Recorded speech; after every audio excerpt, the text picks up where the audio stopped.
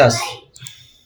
តើសួស្តីទាំងអស់គ្នាថ្ងៃនេះយើងមកជួបគ្នាជាមួយនឹង margin ម្ដងទៀតអញ្ចឹងការពីមេរៀនមុនគឺយើងបានសរសេរ margin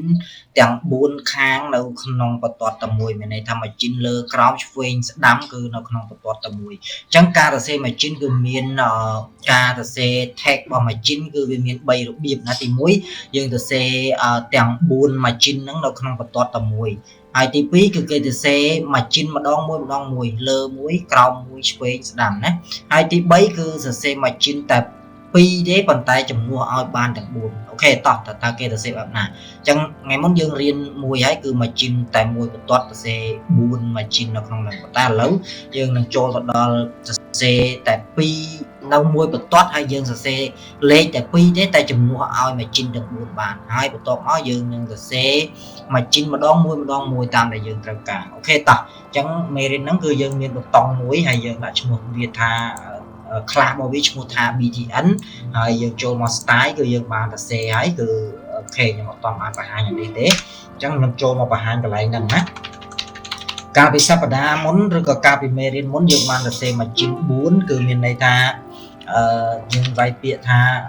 margin margin អូខេ margin ហើយយើងលេងចេះមកយើងសរសេរ4ចូលគ្នាប៉ុន្តែឥឡូវយើងសរសេរតែ2ទេគឺវានឹងជំនួសឲ្យ margin ទាំង4គឺយើងសរសេរបែបម៉េចគឺសរសេរ2ខ្ញុំឧទាហរណ៍ថា 2px ហើយនឹង4x ចុះណាអញ្ចឹងយើងទៅមើល margin របស់យើងណាអញ្ចឹងចង់មើលវាបានគឺយើងមើលនៅក្នុង inspect អូខេអញ្ចឹងយើងមើលនៅទីនេះគឺវាមាន margin ណា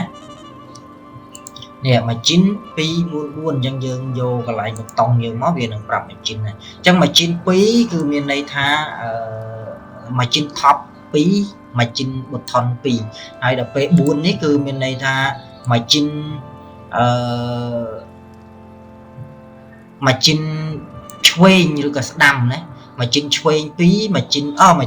ឆ្វេង4 margin ស្ដាំ4ណាអញ្ចឹងគឺវារាប់ឲ្យបែបនេះវារាប់អា2នេះគឺវាចាប់ថា margin top អញ្ចឹង margin top អញ្ចឹង margin bottom គឺយើងអត់បានសរសេរទេអញ្ចឹងវាចាប់ឲ្យ automatic គឺ top ហើយនឹង bottom គឺជា margin តែមួយណាគឺ 2px ដូចគ្នាហើយបន្ទាប់មក4នេះគឺវាជា margin ស្ដាំណា margin ស្ដាំគឺ margin right 4អញ្ចឹងmargin ឆ្វេងយើងអត់បានសរសេរទេអញ្ចឹងវាចាប់អូតូឲ្យ margin ឆ្វេង4ដែរណា